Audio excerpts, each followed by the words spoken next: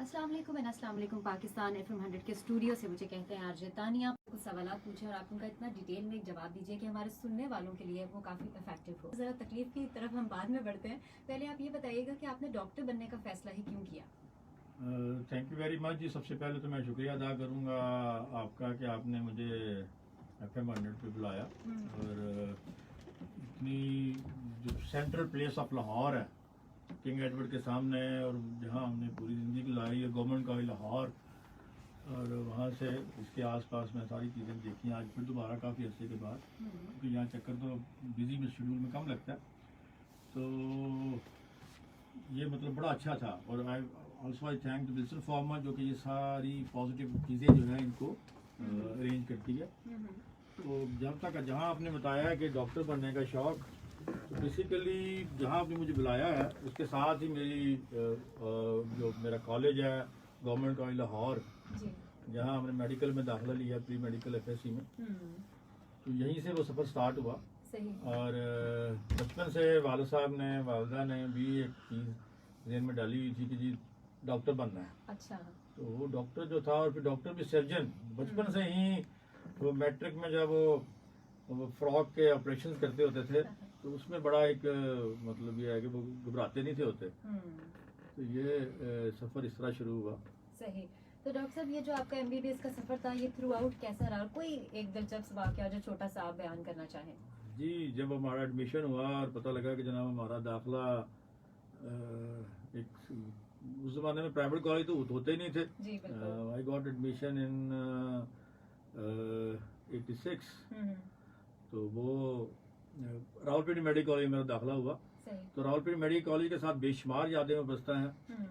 वालिद साहब मरहूम खुदा उनके दर्जात बुलंद करे, वो कहते हैं कि आज तुम्हें मैं दाखिल हुए तो मैं तुम्हें जहाज़ पे लेके जाऊंगा। अच्छा।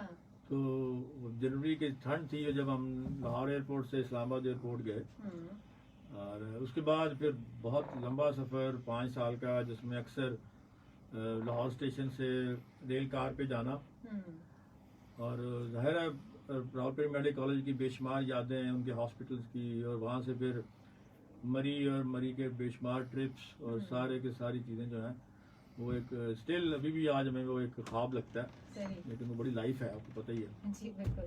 अच्छा डॉक्टर साहब, अब हम अपने प्रोग्राम की तरफ आते हैं और बात करनी हमने आज पेन यानी दर्द के हवाले से। तो जो पहला क्वेश्चन मैं पूछना चाहूँगी वो यही है कि क्या दर्द ये एक रहमत है, एक नेमत है या जहमत है? सर जी, पेन जो है इसको अगर एक लफ्ज़ में हम कहें, 3-4 जो आपने ऑप्शन दी हैं, जहमत, ज़ाहिर तकलीफ तो है, दर्द का मतलब ही तकलीफ है, ठीक है ना, लेकिन ये तकलीफ एक रहमत है, ये एक खुदा की तरफ से अतिया है कि जी आपको अब मसला हो गया है तो इसका इलाज करें, ठीक है ना। तो एक तो दर्द दिल वाला है ना, दर्द दिल के वास्ते पैदा किया इंसान को, वरना इबादत के लिए कम न थे करूबियाँ। तो दर्द का लफ्ज़ जो है वो तो उर्दू अदब का एक बहुत बड़ा एक एरिया है। तो लेकिन जहाँ ये क्वेश्चन अब बाज़ लोग ये पूछेंगे यार दर्द रहमत कैसे हो गई, तो वो ऐसे होगी कि दर्द का अगर आपको पता नहीं लगेगा, अगर आपको यही अंदाजा नहीं होगा कि ये पेन हो रही है, तकलीफ हो रही है, तो आप उसकी लिए नहीं जाएंगे या मूव नहीं करेंगे। मतलब इसकी मैं एग्जांपल आपको देता हूँ फिर आपको समझ आएगी बात। बीमारियां बेशुमार हैं, कुछ मशहूर बीमारियां जो कॉमन बीमारियां जो कि मेरा ख्याल है हर तीसरे चौथे बंदे को है, दैट इज डायबिटीज मेलाइटिस, जिसे आप आम जुबान में शुगर कहते हैं। तो बेसिकली शुगर तो हर बंदे में होती है, नॉर्मल लेवल जो उसका होता है वो एक खास लेवल है खाली पेट या खाने के बाद, लेकिन जब वो लेवल एक 180 को क्रॉस करता है रैंडम और फास्टिंग जब वो बाज 110 या को क्रॉस करता है तो इसका मतलब है कि आपको का शुगर लेवल ज़्यादा है। तो ये शुगर लेवल जब बीमारी काफ़ी अर्सा रहती है तो अल्टीमेटली ये आपकी जिस्म में जो दर्द की सलाहियतें हैं उनको कम कर देती है। मतलब डायबिटिक्स में जो हार्ट अटैक होता है वो साइलेंट होता है। अच्छा। हाँ, उसमें अब रूटीन में ही होगा, चेस्ट पेन आपको हुई, आपने फौरन जनाब कहा यहाँ छाती दर्द हो रही है, तो किसी ने कहा जनाब हॉस्पिटल जाएं, लॉबडिस्प्रिन ले लें, कुछ जुबान के नीचे गोली रख लें जो पहले बीमार है, तो वो उसकी ट्रीटमेंट स्टार्ट हो जाती है। सही। लेकिन जब ये पेशेंट जो है डायबिटिक्स जो है उसमें साइलेंट होगा, जब वो बंदा हार्ट फेल होने के बाद गिरेगा ना तो फिर वो हॉस्पिटल जाएगा, उस वक्त तक काफी नुकसान हो चुका होगा। अच्छा। दूसरी इसकी एग्जांपल जो है वो ये है कि जो डायबिटिक पेशेंट्स हैं उनके पाँव सुन्न हो जाते हैं, या जो न्यूरोपैथी के पेशेंट्स हैं उनके पाँव सुन्न होते हैं। तो सुन्न पेशेंट्स जो होते हैं न्यूरोपैथी की वजह से, वो जब वॉक करके जाते हैं, कहीं चलते हैं, तो उनको कोई चीज कील, कोई कांटा, कोई पत्थर या कोई भी चीज, जूता, नया जूता पहन लिया जनाब, तो डायबिटिक है, शादी अगर बेटे की शादी है जी, नया जूता पहन लिया, तो 4-5 दिन बाद हम यकीन करें इतना खराब हो जाएगा कि वो टांग काटने तक मौत पहुंच सकती है। अच्छा। तो इसलिए ये बड़ा जरूरी है कि डायबिटीज में जहाँ जहाँ हम पेन पे बात कर रहे हैं, यहाँ डायबिटिक्स को ये मशवरा भी दे रहे हैं। सर्दियों का मौसम गुजर गया, लेकिन सर्दियों में डायबिटिक्स जब हीटर सेक रहे होते हैं तो वो नजदीक चले जाते हैं आग के। आप तो थोड़ा दूर हो जाएंगी क्योंकि वो आपको गर्मी फीलिंग आ जाएगी, लेकिन जो डायबिटिक है उसको नहीं आएगी। अच्छा। वो ऊपर ऊपर उसे फीलिंग आएगी, पाँव पे तो बिल्कुल ही नहीं होगी। तो वो दे बर्न ये देयर फीट, मतलब ये बड़ा एक छाले बन जाते हैं, नुकसान हो जाता है। खास तौर पे जब हज पे जाते हैं ना, उम्रे पे जाते हैं, तो फर्श जो है वो बड़ा गर्म होता है, तो बड़े आराम से चल रहे होते हैं, उनके साथ बेटा जो है भाग रहा होता है, तो वो तीनों क्यों है, तो वो ये है कि वहाँ मैंने देखा हज से वापसी पे बाद लोगों के पाँव जो हैं वो सोल्स जो हैं वो बिल्कुल ब्लैक हो चुके होते हैं, और हमें बाद दफा एम्पुटेशंस करनी पड़ती हैं। तो इसलिए ये इन बीमारियों को लाइट ना लें, ये बड़ा इम्पोर्टेंट है इनको करना। सही, यानी डॉक्टर साहब किसी भी बीमारी की तशखीस में जो है वो दर्द बहुत इम्पोर्टेंस रखती है। जी जी बिल्कुल, होगी तो ही पता चलेगा कि कहीं पे कोई हम डॉक्टर के पास जाएंगे, उसकी हिस्ट्री लेंगे, पेन कैसी है, मैदे की दर्द है मसलन, जिस तरह तेजाबियत होती है, वो अगर इन टाइम आप ट्रीट कर लेंगे तो मैदे का अल्सर जो है वो रप्चर नहीं होगा, ठीक है ना। या बेशुमार अपेंडिक्स की पेन है, राइट साइड पे स्टार्ट होती है, हिस्ट्री से पता लग जाता है हमें, तो अगर जल्दी पता लग जाएगा हमें तो वो हम जाहिर है उसकी ट्रीटमेंट लेंगे, ट्रीटमेंट हो जाएगा। सही। वेलनेस प्रोग्राम सुन रहे हैं आप, एक नशिस्त रवा रहे जिंदगी डॉक्टर चौधरी मोहम्मद कामरान के साथ पेश किया जा रहा है विल्सन फार्मास्यूटिकल के ताउन से। और आज के इस प्रोग्राम में हम बात कर रहे हैं पेन यानी दर्द के हवाले से, और डॉक्टर साहब के साथ बड़ी अच्छी गुफ्तगू जो है वो इस सिलसिले में चल रही है। डॉक्टर साहब अपनी बात को आगे बढ़ाते हैं, और क्योंकि हम बात कर रहे हैं पेन के हवाले से, तो आप जरूर बताइए लिस्टर्स को कि अगर हम पेन को यानी दर्द की तरफ फौरी तवज्जो नहीं देते तो उसके क्या क्या नुकसान हो सकते हैं। वही जिस तरह हम बात तो कंटिन्यू करते हैं कि पेन, जैसा मैंने आपको बताया कि जी पाँव अगर आप पेन नहीं होगी, पेन का पता नहीं लगेगा तो हार्ट अटैक का मरीज जो है वो नहीं जा सकेगा और वो डैमेज हो जाएगा। तो सिमिलरली किसी को जॉइंट पेन्स हैं, उसको हम इन्वेस्टिगेट करेंगे तो पता लगेगा जनाब ये तो कोई आर्थराइटिस की किसी कोई किस्म है, तो जल्दी पता लगने से हम उसकी ट्रीटमेंट जो है वो स्टार्ट कर देंगे, है ना। तो इसी तरह यहाँ मैं एक और बात आपको बताता चलूँ जो कि बड़ी इंपॉर्टेंट है पेन के हवाले से, कि कल मुझे एक फ़ोन आया, हमारे एक दोस्त थे, वो कहा जी वो रेडिएटर उन्होंने खोला है और रेडिएटर खोलने से सारा पानी जो है उनके मुंह पे गिर गया। ये एक बड़ी कॉमन हैपनिंग है। आप देखें अक्सर एक तो गाड़ी का रेडिएटर एकदम खोल देते हैं, ठीक है ना, गर्म होती है गाड़ी, गर्म है, नहीं खोलना भी नहीं चाहिए, वो एक अलग चीज़ है, मेजॉरिटी बंदों को पता है। और अगर कभी खोलने की जरूरत ही पड़ जाए तो गाड़ी स्टार्ट करके खोलें, स्टार्ट करके खोलेंगे तो पानी जो सर्कुलेट कर रहा होगा आपके ऊपर नहीं आएगा। ये एक मतलब मिस्त्रियों वाली स्केल की है, टिप है। तो वो जो बर्न हो जाए, मतलब आप नहाने के लिए टब उठा के ले जा रही हैं बाथरूम, वो गिर गया, चाय गिर गई, एक बार मुझे फोन आया कि जी मैडम हमारी का कि जी वो मेरी मैं चाय पींदी पीछा तो सारी टिड्ड से गिर गई, टीवी देख रहे हो एकदम बच्चे ने मारा टांग और वो गिर गई। तो बेसिकली मैं आपको कहाँ लेके आ रहा हूँ, पेन तो जाहिर इसमें कितनी पेन होती है, बड़ी सीवियर पेन होती है। तो ये इसका जो बेस्ट ट्रीटमेंट है बर्न का, मैं कहना ये चाह रहा हूँ कि जो कॉमन टैबू है हमारे माशरे में वो ये है कि बर्न जब हो जाए तो पानी नहीं डालना। ये कॉमन टैबू है। तो जितना इसको रिवाइज करेंगे, जितना लोगों को बताएंगे, उनको आहिस्ता आहिस्ता ही बड़ी समझ आएगा यार पानी कमाल कर रहा है, पानी तो बिल्कुल नहीं पाना चाहिए था, पानी पामा छाले बन जाएंगे। तो इनको बताना जरूरी है कि छाला बनना इज सेकंड डिग्री बर्न, वो एक प्रोटेक्टिव चीज है। पानी डालने से आपका जख्म खराब नहीं होगा। तो आपका गोश्त है, जैसे ही गर्म पानी डलेगा वो पकना शुरू हो जाएगा, तो आपको उसे पकने से बचाना है। ज्यादा पक गया तो वो समझ लें डेड हो गया। तो इसलिए ये आपके इस प्रोग्राम की वसासत से और पेन के हवाले से मैंने ये बात अपनी बता रहा हूँ कि जब भी बर्न हो क्या करना है, फौरन पानी डालना है। तुमने जाके घर अपनी अम्मी को भी बताना है जी जब भी कोई चीज गिर जाए तो उसे पानी डालना है। तो ये बड़ा इंपॉर्टेंट है। अक्सर लोग नहीं डालते, लेकिन अगर वो डालें तो बीमारी जो है वो काफी हद तक कंट्रोल हो जाती है। अच्छा डॉक्टर साहब, दर्द की इकसाम कितनी है और कोई ऐसी किस्म जिसके लिए फौरन ट्रीटमेंट की जरूरत है? देखिए, जहां मैं हाईलाइट करूंगा चेस्ट पेन को, ठीक है, जो मैसेज में चेस्ट पेन के बारे में जो पब्लिक अवेयरनेस है ना, वो क्या होनी चाहिए कि चेस्ट पेन, कोई भी चेस्ट पेन को हार्ट दिल की दर्द समझना चाहिए जब तक पता ना लग जाए कि ये कोई और पेन है। ठीक है ना।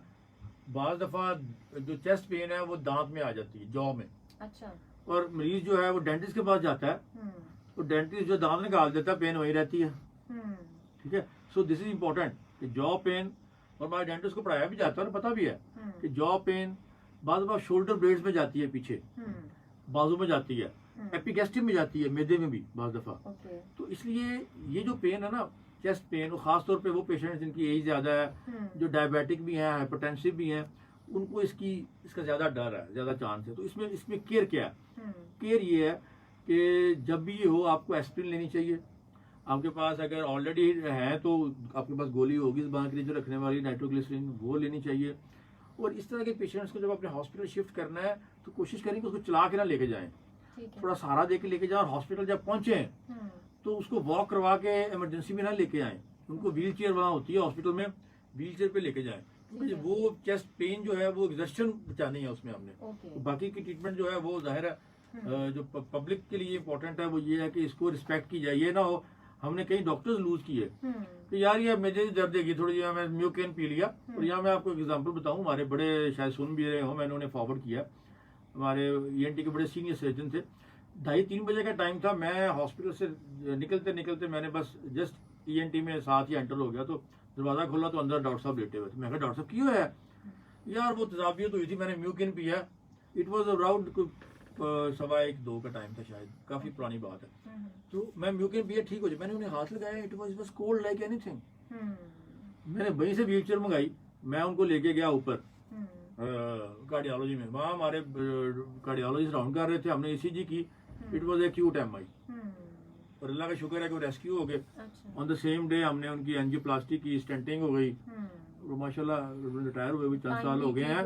जी जी जी जी जी जी। तो ये बड़ा इंपॉर्टेंट है, इसको लाइट नहीं लेना चाहिए। वेलनेस प्रोग्राम सुन रहे हैं आप, एक नशिस्त रवा रहे जिंदगी डॉक्टर चौधरी मोहम्मद कामरान के साथ पेश किया जा रहा है विल्सन फार्मास्यूटिकल के ताउन से। और आज हम बात कर रहे हैं दर्द यानी पेन के हवाले से। अच्छा डॉक्टर साहब, क्योंकि हम प्रोग्राम है हमारा विल्सन फार्मास्यूटिकल की तरफ से और ये एक दर्द की आगाही की मुहिम है जिसका उन्वान है रवा रहे जिंदगी विल्सन की तरफ से, तो आप प्लीज इसके बारे में थोड़ी रोशनी डालेंगे कि जो विल्सन फार्मास्यूटिकल की ये मुहिम है इसके बारे में आप क्या लिसनर्स को एक्सप्लेन करना चाहेंगे? नहीं देखिए, हेल्थ प्रमोशन पे जो लोग भी काम कर रहे हैं, that is a great positive energy, है ना। तो उसमें इनका ये बड़ा अच्छा है। और एक आध पहले भी प्रोग्राम हमने मुख्तलिफ जगहों पे किए जिसमें कोविड के वाले से भी प्रोग्राम थे, और इसका बड़ा फायदा है। और ये एक बड़ी पॉजिटिव कंट्रीब्यूशन है सोसाइटी के लिए इनकी तरफ से।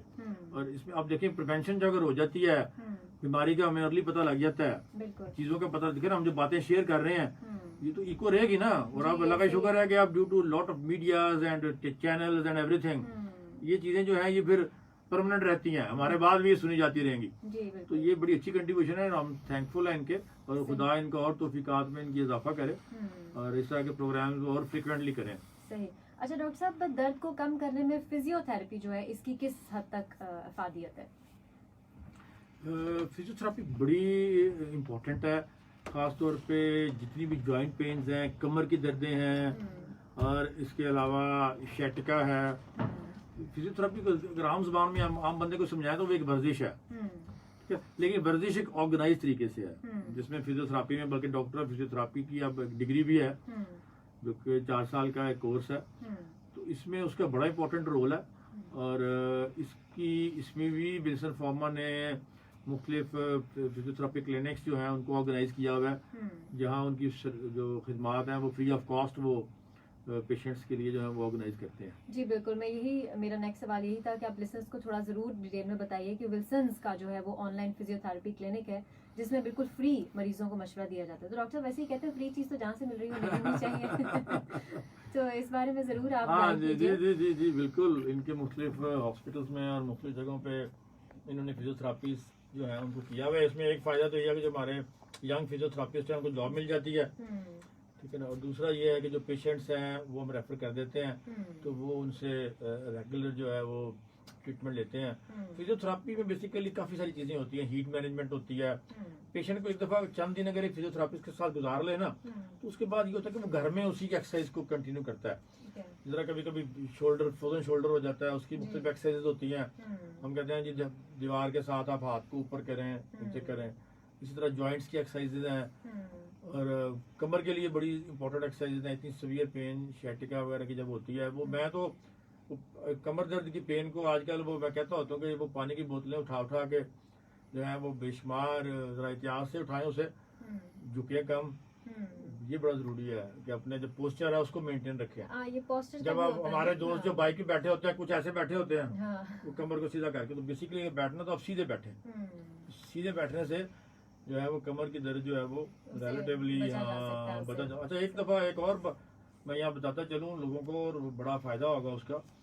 कमर दर्द के लिए जब ये मुख्तलिफ ऑपरेशन होते हैं, जिसमें ऑपरेशन में हम जो एनेस्थीसिया यूज़ करते हैं, वो कुछ ऑपरेशन में जनरल एनेस्थीसिया यूज़ करते हैं, कुछ में हम स्पाइनल एनेस्थीसिया यूज़ करते हैं। स्पाइनल एनेस्थीसिया में कमर में एक इंजेक्शन लगाते हैं तो टांगें जो है नीचे वाला हिस्सा सुन्न हो जाता है। ये बड़ी ब्लेसिंग, बड़ा डेवलप हो गया हुआ है, बड़ी बारीक सी सुई से लगाते हैं, तो बड़ा सेफ है। मरीज बेहोश नहीं होता, होश में रहता है। लेकिन हमारे काफी सारे लोगों की वो एक मिसकंसेप्शन है जी, कमर से टीका लगा लिया तो कमर दर्द ठीक नहीं होनी। डॉक्टर साहब कमर से टीका नहीं लाना। So please this is wrong. Specially बच्चियां जिनके सर्जरीज होते हैं, गायनी की सर्जरी, और इसके अलावा ऑर्थोपेडिक सारी सर्जरी है, यूरोलॉजी की सारी सर्जरी है, जो कि नाफ से नीचे नीचे होती है। तो इसलिए इससे कभी नहीं घबराना कि कमर का टीका इज वेरी सेफ। कमर दर्द अगर ऑलरेडी किसी को आया हो तो वो ठीक हो सकती है, उससे कमर दर्द रहती है। तो वो जब ऑपरेशन के बाद उसे लगता है कि शायद यार ज्यादा होने लग पड़ी है, वो होती रीजन कोई और है, लेकिन वो उससे फिर उसको रिलेट कर देते हैं, और उससे फिर एक बड़ा इंपॉर्टेंट मोडेलिटी जो हम लूज कर देते हैं। अच्छा ये जो है कि एक डिफरेंट मिथ की बात करें डॉक्टर साहब, एक बड़ा इंपॉर्टेंट सवाल आपसे यहाँ पे पूछूंगी। मैं अक्सर मेरे प्रोग्राम में जितने भी डॉक्टर्स आते हैं ना, मैं ये सवाल जरूर करती हूँ कि हमारे मुल्क में ना एक बड़ी कह लें पता नहीं एक साइंस अलग ही मैंने क्रिएट की हुई है कि किसी एक बंदे को कोई बीमारी हुई, उसने डॉक्टर के पास जाने की बजाय अगर दर्द हो गई है डॉक्टर से नहीं पूछेगा, वो किसी और कंसर्न पर्सन से पूछेगा, और अगर अनफॉर्चुनेटली उसको भी वही दर्द है तो उसने डॉक्टर की मेडिकेशन की बजाय उससे पूछना है कि कौन सी दवाई ली थी। देखिए जी मैं आपको बताता हूँ, कल एक लड़का आया मेरे पास, उसको मैंने बैंडिंग की थी हेमोरॉइड्स के लिए। ये बवासीर बड़ी कॉमन बीमारी है, बीमारी कोई नहीं है, लेकिन इसको एक ठप्पा लगा दिया गया कि ये कबल 100 बीमारियां दी माँ और बवासीर, और बस बवासीर हो गई तो बस क़यामत आ गई। ठीक है ना। हालांकि that is a toilet training. Toilet training जब डिस्टर्ब हो जाती है, आप पोस्टपोन करते हैं जब स्टूल पास करने को, नहीं जी मैं तो एफएम पे प्रोग्राम करना, मैं तो लेट हो रहा हूँ, बाद में जाऊंगा करूंगा बाथरूम। तो ये बड़ा इंपॉर्टेंट है कि सुबह के वक्त अपना टाइम पूरा इतना घर में आपके पास हो कि आप फारग होकर जाएं। होता ये है, ये भी बड़ी इंपॉर्टेंट बात है, होता ये है कि जब बंदा रात को वापस आता है तो कहते हैं यार मैंने तो स्टूल पास नहीं किया। So he goes to the bathroom और जाके स्ट्रेन करना शुरू कर देता है, जोर लगाना शुरू कर देता है। इसको अवॉइड करना है आपने। ये एक रिफ्लेक्स है, जब आपको आएगा उसी वक्त आना है। तो वो बच्चा मेरे पास आया, उसको हेमोरॉइड से मैंने बैंड किया, वो ठीक हो गए। तो अब बड़ा परेशान, मैं कहा बेटे परेशान क्यों हो गया? कहते जी कोई है कहता तू छल्ले लुआ लेने दी है हो जाएगा, कोई कहता इस तरह हो जाएगा कि माँ को भेज दे पेने, मैं तो बस मरने वाला हो गया, मैं तो काम ही नहीं जा रहा। फिर मैंने उसे समझाया, मैं कहा बेटे तुम्हें क्या जरूरत है कि अपनी इस प्रॉब्लम को तुम एक एक्सपर्ट बंदे को बताने के अलावा तुम हर एक को बता रहे हो। सो डोंट, जहाँ जरूरत है बेटे। लेकिन आप अगर गली में बैठे हुए नाई को बाल के टांगे पे हो तो कहते पे आजकल की होया जी की हाल है, आजकल तो कोई हाल नहीं, बवासीर हो गई है। वो 3 बंदे जो बैठे होंगे, कोई कुछ कहेगा, कोई कुछ कहेगा, कोई कुछ कहेगा। तो इसलिए सेल्फ मेडिकेशन को बिल्कुल ना करें। और सेल्फ मेडिकेशन में जो सेल्फ मेडिकेशन की बात आपने की, तो इसमें जो खासतौर पे जो एनसेड्स हैं, वो गोलियां जो कि दर्द को ठीक करती हैं, उनमें कुछ होती है जिनको हम एनसेड्स कहते हैं, non inflammatory steroids, steroidal drugs जो है नॉन इन्फ्लेमेटरी एंटी इन्फ्लेमेटरी, वो दवाइयाँ मैदा खराब करती हैं। एक लंबा अरसा यूज करना। अगर आपने डॉक्टर ने लिख दिया कि जी ये वाली गोली आपने खानी है जी, तो वो गोली आप बहुत अरसा खाते रहेंगे।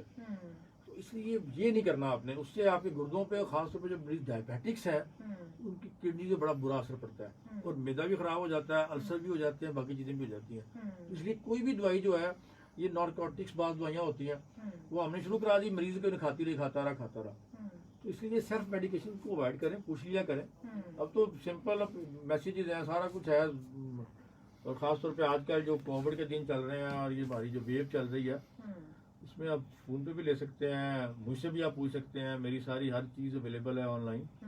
अच्छा डॉक्टर साहब, ये जो कोविड की थर्ड वेव स्टार्ट हुई है, क्योंकि हमारे प्रोग्राम का नाम ही है एक नशिस्त रवा रहे जिंदगी, तो जब हम रवा रहे जिंदगी के बारे में बात करते हैं तो इस थर्ड वेव के साथ हम किस तरह अपनी लाइफ को रवा रख सकते हैं? थोड़ा सा देखिए, इसके वेव्स बारे तो में फिर दीजिए। कोविड को साल अब शुरू प्रैक्टिकली तो 1.5 साल हो गया, साल से जाहिर है पिछले साल इन्हीं दिनों में ये स्टार्ट हुई और फिर बढ़ती गई, और ये अजीबोगरीब सी बीमारी है। देखें, जब यहाँ केसेस बढ़ेंगे तो दुनिया में बढ़ना शुरू हो जाते हैं। बिल्कुल। तो ये बस कोई ऐसा ही है, इसमें बस एहतियात करें, घर के अंदर भी जुड़ के ना बैठें, डिस्टेंस रखें। घर में किसी को बुखार है, किसी को खांसी है, तो वो अपने कमरे में रहे, उसके कमरे में आप जरूर जाएं, ये नहीं, लेकिन मास्क पहन के जाएं और डिस्टेंस रखें, हाथ धोएं, सैनिटाइजर यूज करें। और कार के अंदर जब 4-5 लोग बैठे हों तो खुदा के लिए शीशे खुले रखें। एसी चलने से चल रहा है, नहीं चल रहा, लेकिन ये है कि अपस्टेयर ज्यादा जरूरी है, ठीक है ना।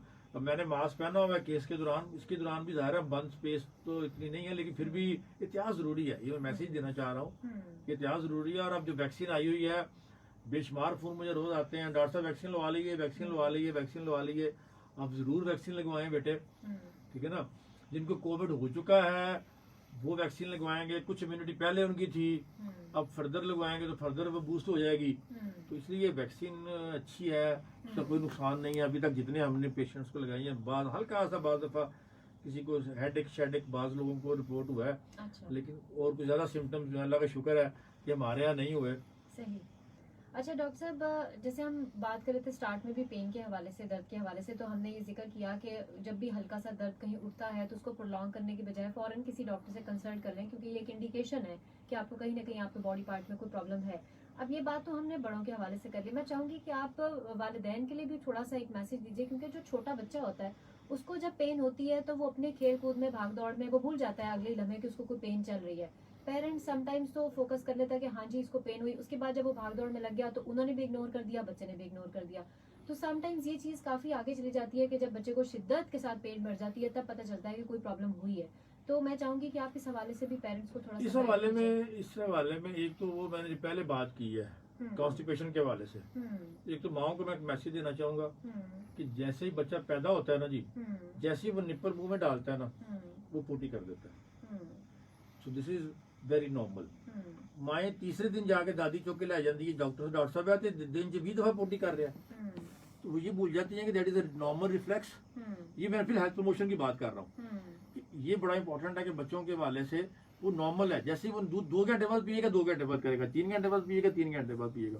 तो बच्चे को जब पेन वगैरह हो ना, तो वो क्या करता है, वो खाना पीना छोड़ देते हैं। अच्छा। बच्चे बड़े सेंसिटिव होते हैं पेन के मामले में, बच्चे ज्यादा उसे बियर नहीं कर सकते। वो जो आप कह रही है ना, वो होता है, वो मतलब वो डेट इज समथिंग एल्स कि आपने कोई पट्टी कर दी, कोई चीज कर दी, तो वो उन्हें परवाह नहीं करते, क्योंकि वो उनमें थोड़ा सा रिजर्व होता है इस तरह का। लेकिन उस तरह का रिजर्व नहीं होता कि थोड़ी सी पेन भी होगी, वो खाना पीना छोड़ देंगे, वोमिटिंग शुरू कर देंगे, ये चीजें स्टार्ट हो जाएंगी। अच्छा। हाँ, टॉयलेट ट्रेनिंग के हवाले से जो मैं माओ को कहना चाह रहा हूँ कि बच्चों को 1 मिनट में वैन बाहर आ गई, उठाया, तैयार करके भेज दिया। Toilet training starts from the mother. फिर माएँ जब बच्चा वापस स्कूल से आता है ना, तो माएँ जा कहती हैं जी जाएं, जाके बेटा जाके बाथरूम जाके पोटी करके आओ। तो ये बड़ा जरूरी है कॉन्स्टिपेशन को बचाने के लिए कि जब रिफ्लेक्स उसका आएगा उसे बताना है कि जब आई है बेटे कब जाना है आपने, ठीक है। सो फोर्स नहीं करना। ये बात कहने को तो जाहिर है वो शर्मो शर्मी लोग बात नहीं करते जी, अब पोटी की बात है और ये क्या बातें कर रहे हैं, लेकिन these are very important things और इनको बताना बड़ा जरूरी है ताकि लोग जो हैं वो इसको समझें और इसकी इम्पोर्टेंस का ख्याल करें, ताकि हम मुख्तलिफ किस्म की जो बीमारियां हैं उनसे बचें।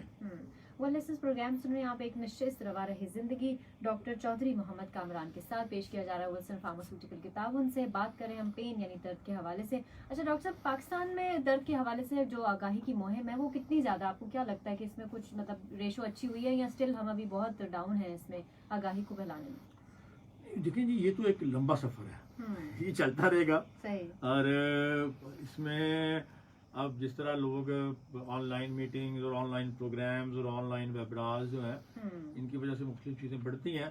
तो जिस तरह एक छोटा सा वो पहले प्रोग्राम हुआ करता था, एक 150-100 लोग आके सुन लेते थे, अब उसकी जगह हजारों लोग जो हैं वो सुनते हैं। और अगले 1 साल में जिस तरह आप कहते हैं जी इसके तो 1 मिलियन व्यूअर्स हो गए हैं, तो ये जाहिर है फायदेमंद है और ये यूजफुल है, इसको बिल्कुल इसको फॉलो करना चाहिए और इसमें जो जरूरी बातें हैं, ये जरूरी चीजें हैं, उनको समझना चाहिए। हेडेक, इसमें दर्द में एक और मैं बता चलूं, मिग्रेन्स, जी। हर दूसरे तीसरे बंदे को मिग्रेन होती है, दर्द शकीका आम ज़बान में कहते हैं, हेडेक।